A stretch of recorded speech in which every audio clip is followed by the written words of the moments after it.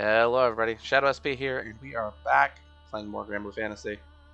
Today we have a little bit of a different video in mind, as we're talking about the requirements for unlocking the M2 raid skip. So, when we click on any of these M2 raids, we can't do Shiva or Europa anymore today. I've already cleared those. However, when we look here, you can see there's a list of 3 requirements to unlock the Impossible Plus difficulty. And if you clear all the Impossible Plus difficulty raids, then you'll unlock the M2 skip. We've already unlocked the Impossible Plus for Shiva and Europa, so that's all good. And there are 3 requirements for unlocking it. One is defeating it solo. We've obviously already done that. I've got video proof. The third requirement is defeating it 100 times. Easy enough, just join a bunch of raids. Not hard. Does take a little bit of time, but less time than you might think. And the second requirement is the only one that's kind of non-trivial on an account like this. The better the characters that you have, the more trivial this requirement is. 30 million damage is not the highest number that you'll see. But it does mean that an account like this, at this stage in the game, might have some difficulties. But I have cleared every single one of these requirements. I'm going to talk about how I did it. Starting now.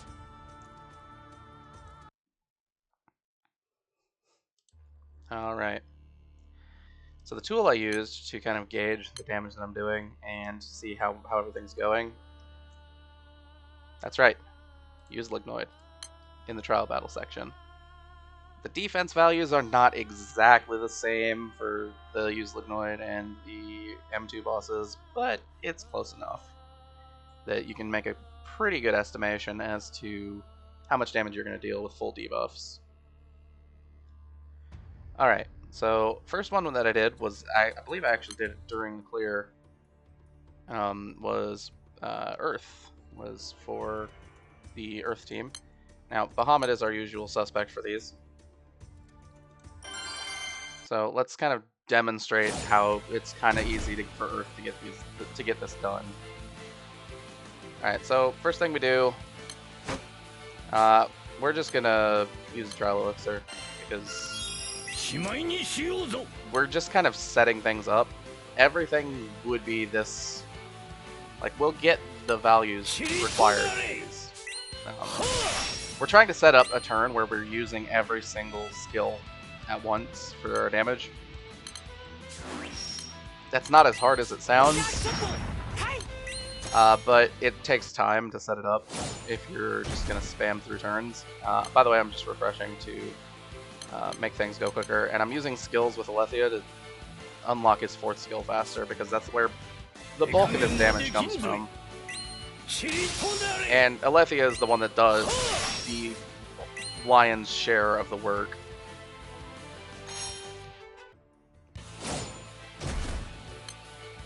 Okay.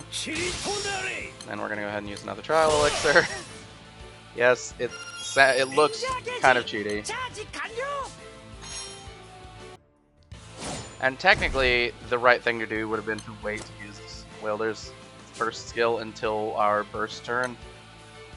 It's fine.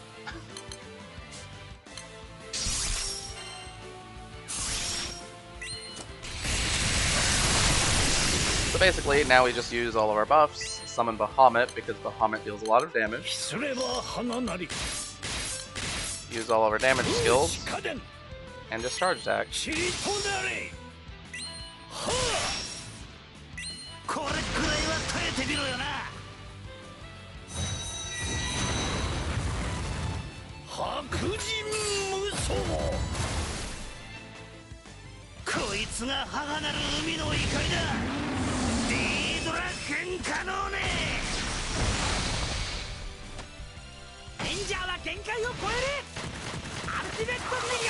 I guess technically the best thing to do would be to have Oegan in the first slot, or the second party member slot, because he applies the defense debuff. But you see, we pretty easily cleared 30 million there with the heal value. it's like 33,700,000. If we'd used Weller's first skill, we would have pumped that over the 34 million mark. But that's very clearly a high enough value that we don't need to worry about it. So basically, you can just either host your raid and set up your turns, or join a raid and try to set up your turns, but you're not 100% guaranteed to get there. Alright, so I've got a couple other ones that I want to show. So first of all, I used a different setup for Wind, and a different summon. I used Kirin. And I think I still have this saved, yeah. I used Nighthound as my main character's class, and brought these two specifically in the back because they have gun and bow weapon proficiencies.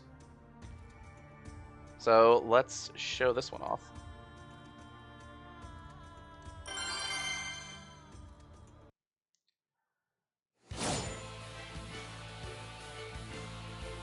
Now, in an ideal world, I believe the correct way to do things is to get Kokoro to charge attack before everybody else, but that's not 100% easy.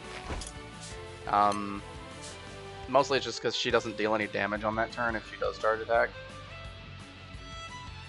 But let's just go ahead and go, and we'll show kind of how close everything is. So we're going to go ahead and use a trial elixir, because basically all these setups will want you to be charge attacking. And then we're going to go ahead and press our damage skills.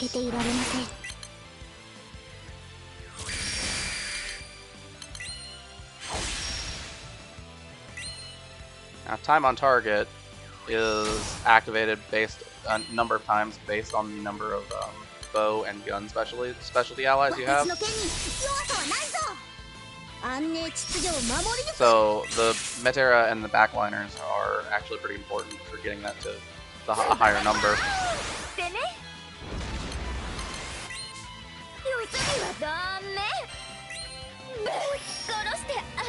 I guess technically it would have been better to summon Xeno Sagittarius on the last turn, or on turn 1, take a turn, and then go.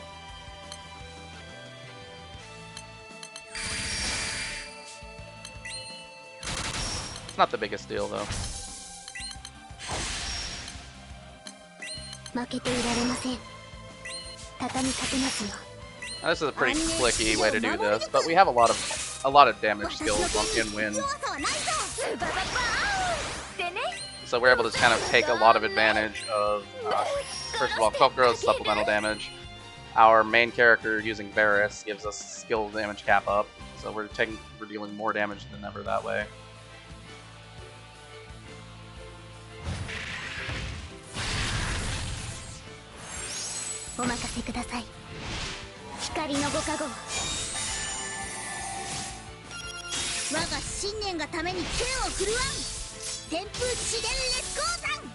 You will notice we do a lot less damage on our charge attacks over here. Part of that reason is because Kirin's aura only gives 50% elemental attack bonus. So you see, we got 31 million. If we'd done this with Xeno Sagittarius' wind attack boost up, we probably would have done a pretty significant amount more, because we would have done more on the charge attacks. Also, if you have Kokoro charge attack the turn before you do everything, then you'll be doing better, because she'll deal her normal attacks on that turn instead of doing nothing. And with the charge attack from the main character, she'll also get the echoes, so that's extra uses of the supplemental damage buff. So yeah, this one's a lot quicker to do than the setup for basically any of these other ones. Like you can do this on turn 1. Alright, so the last one I want to show off is the kind of setup that was used on all the rest of them. The characters used were different, but the setup was the same. And that setup is, I'm going to go in on water. And that setup is Relic Buster. We're bringing Limit Burst, Miserable Mist, and Blitz Raid. Now, we're bringing our best charge attackers and our best damage dealers beyond that. So, on the turn that we're dealing the damage, right, Catalina has a skill nuke, whereas Love Live does not. So, they don't do anything. So, we brought our best skill nuker, or our better skill nuker in that regard. So, let's go ahead and show this one off. And we can't use Luane, which we do a lot because he doesn't do any damage with his charge attack. So we brought Aliza from one of the side stories. I think that this is our best side story SR that can use for charge attack damage. I haven't really checked them all, but another problem with Water's roster is that the side story characters from Water are mostly really, really early, so the numbers are low. Anyway, so what we do on a setup like this is we turn 1 do Limit Burst, and we do not charge attack because Limit Burst buffs last one time, but they have no duration. So we're gonna wait for Machine Cells to come back up. Okay, well, never mind. Sometimes you miss your debuffs and you restart your battle. You need to hit your debuffs.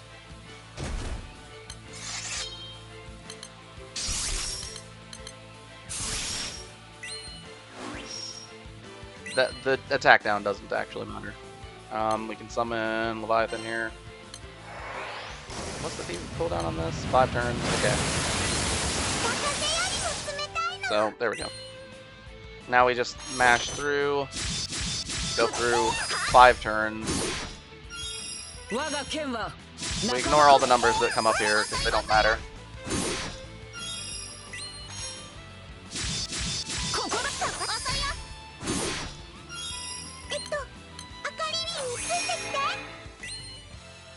And we just use that so we can keep it higher HP numbers.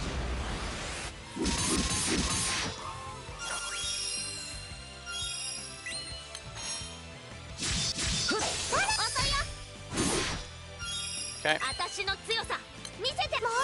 So we've got our debuffs on, we've got everything ready. I forgot to use Xenococytus, but we can do that this turn, just because it gives a water attack buff. I'll talk about the Xeno summons in a minute. Water is our worst team for this, so we will summon C2 also.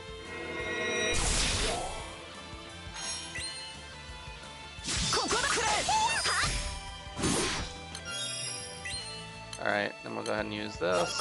Keep everybody at full HP. Our debuffs are still on, they should be. So let's go ahead and summon Bahamut.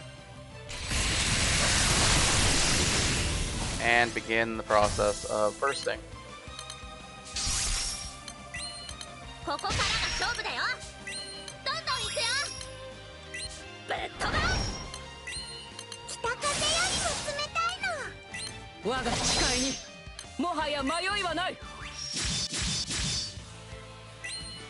So the reason we have Blitz Raid is because it means our main character can do a lot more of the damage that we need.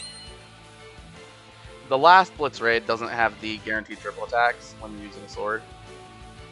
So you may get less damage out of it, but it's still pretty much the best damage source that you've got.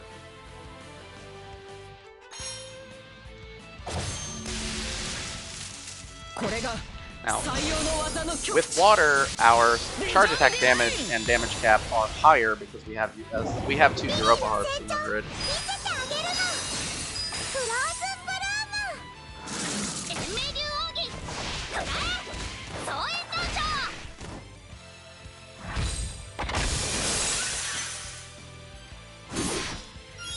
And you'll see, even then, we barely hit 30 million.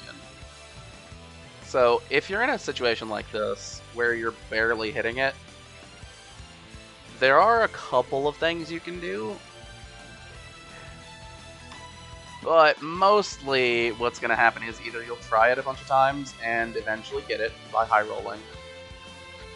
You can mess with your EMPs. If you've got somebody with charge attack cap, you can put that in there, or skill cap. You can potentially change your weapons around. Like if we had another Tyro Zither, that would be pretty easy.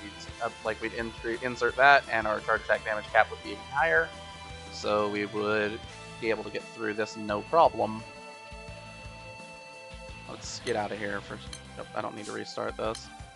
Another thing that you can do, and what I ended up doing, is I joined a raid that was hosted by Info. I used my other account. I had Info come in. He used a summon that added a little bit of extra damage to us. You could use basically you can have one of the transcended, you know, the above level 200 Omega summons. They add an extra damage hit. You could also have, say, like a Shiva come in. If you're cross-summoning Shiva, that will increase your damage by quite a lot. Something like that. But I think the most stable way to do it would be to just have another Europa Harp in the grid. Because as it is, our values on our charge attack damage cap aren't maxed out. This match maxes out at like 75, if I'm remembering correctly. So another Europa Harp, which we can see is giving 19% for both damage and cap with our current multiplier, with our booster summon of 100%. That's going to be a huge difference. Yes, it would mean that we would lose some raw attack, because this first skill is medium attack instead of large attack. That's okay. I guess we could also make sure that we're using a better weapon here, because Rose Crystal Sword isn't amazing, but our weapon selection is rather limited at the moment. Yeah, I mean, and our summons are as good as they can get. C2 add, I don't know if it's good to use here, but really our problems were all on the cap side. Now the same setup, and I can show it off. I used the exact same setup, more or less, just different characters in every element, and didn't run into any problems. Basically, with the Blitz Raid setup, you know, same summons, same everything. Blitz Raid setup, just we had different grid pieces.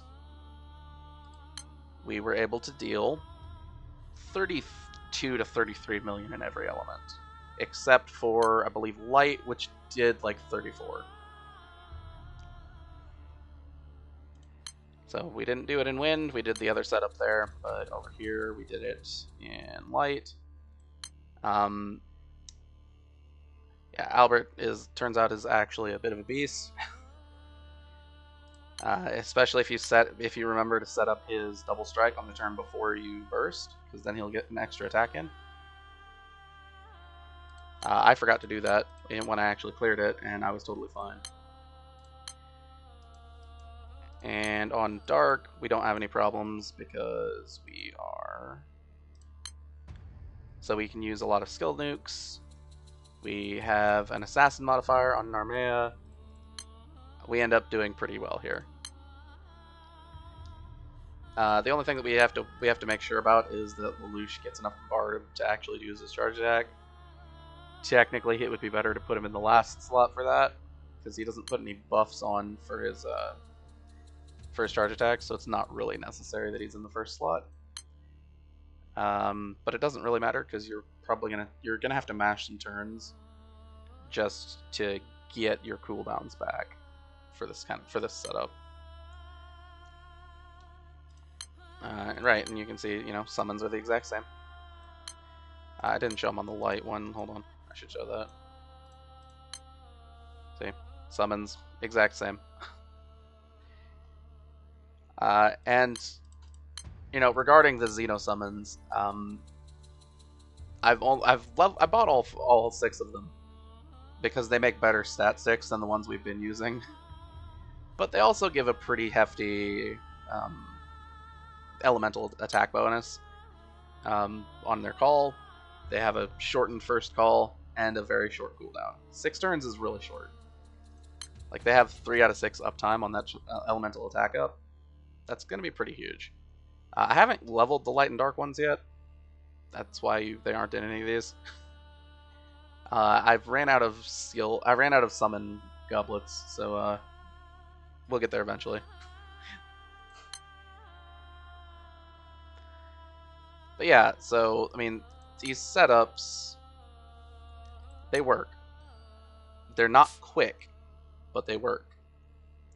That's why I recommend doing these on your own hosts. Basically, you can host your raid, mash through a few turns to get your maximum burst set up, burst off, open the raid to the public, let them clear it. And since we've already done our all those raids solo, that's something we can do. Even if we couldn't, I believe most of these would be able to clear. I don't think Light would because of Arch Enemy, but we could potentially move Pecorine into the front instead of Love Live. We'd lose a buff, but we would gain an extra skill nuke, and then Substitute All would let us go through Arch Enemy.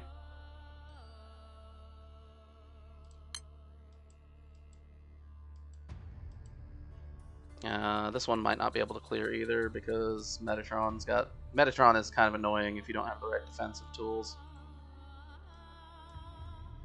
But I think the rest of them would be fine because Shiva's actually not all that threatening. And Grimnir is a little threatening, but our defensive people were still in the back line, so when somebody died, they'd come in. And we did clear the trial on our Earth team when we were doing our first clear. Just trying to think. I think that covers all of those things. Now, unfortunately, with our limited weapon selection, we weren't able to put in anything with like skill nukes on charge attack because those do a lot of extra damage. If we had one, it would be good. You know, but they would basically, for the Relic Buster burst setups, they have to be specifically a sword, or else you're taking some extra risks with multi-attack with your guns. Because I mean, Relic Buster does do skill nukes when you have your machine cells when you use a gun, and you can use that with Blitz Raid, but it doesn't guarantee multi-attacks. So your damage will be a little bit more variable. Well, anyway. That does just about cover it, though. We don't have too much more to talk about. Yeah. So, in other words, in summary, make sure you have good stat sticks for your summons. Make sure your grids are up to date. Put in your most damaging characters. And take a few turns to set up, because setup is important. That's about it. Alright, without any further ado then, this has been Shadow SP, signing off.